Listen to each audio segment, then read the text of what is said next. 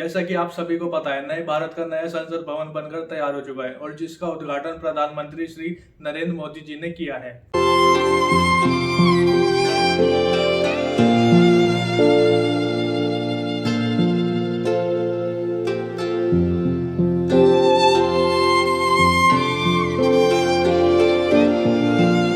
लेकिन आप सभी लोगों के मन में कई सवाल चल रहे होंगे कि पुरानी संसद भवन का अब क्या होगा, नए और पुरानी संसद भवन में क्या अंतर है और नया संसद भवन बनाने की जरूरत क्यों पड़ी।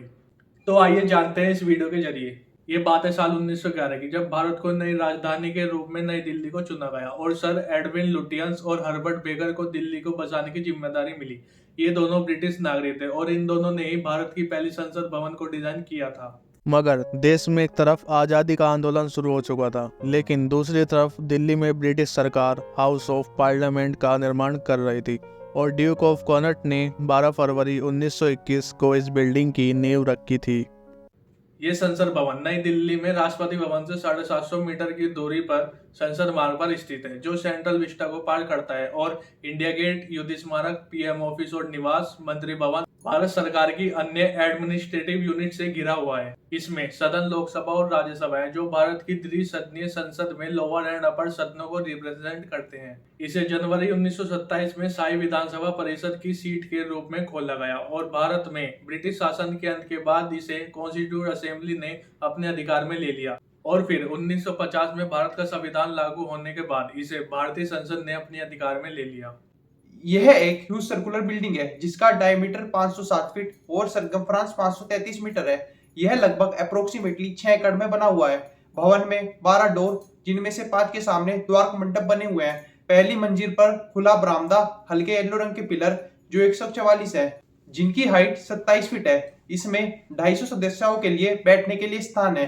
भले ही इसका डिजाइन विदेशी वास्तुकारों ने बनाया, पर इस भवन का निर्माण भारतीय सामग्री तथा भारतीय श्रमिकों द्वारा किया गया है।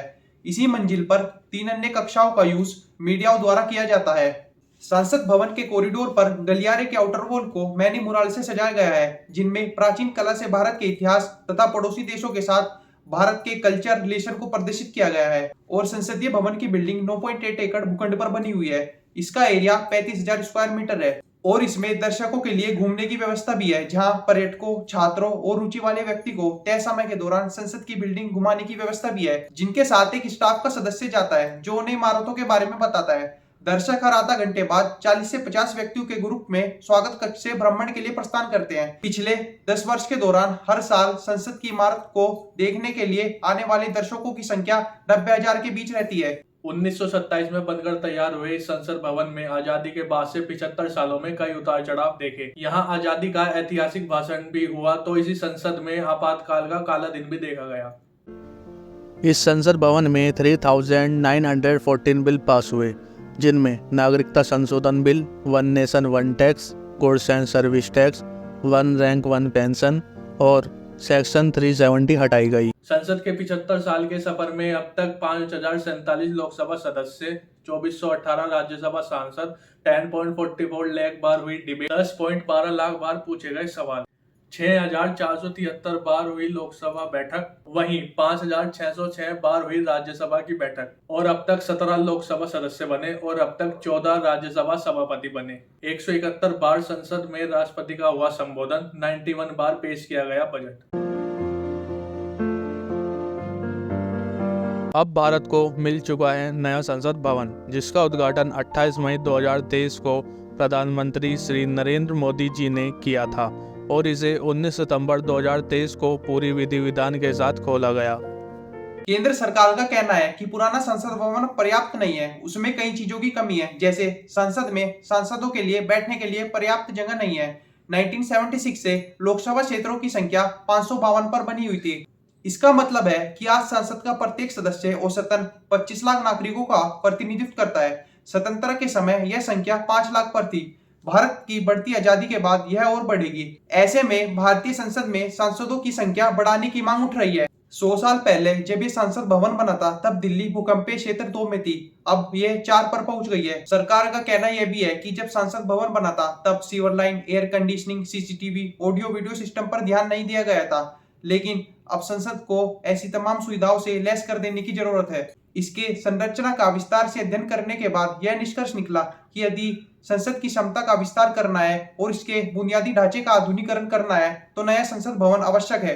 नए संसद भवन का निर्माण सेंट्रल विस्टा प्रोजेक्ट के तहत किया गया और पूरे प्रोजेक्ट पर 20,000 करोड़ रुपए का खर्च आया और नए संसद भवन के निर्माण पर 862 करोड़ रुपए का खर्च हुआ और नया संसद भवन 21 महीने में बनकर तैयार हुआ।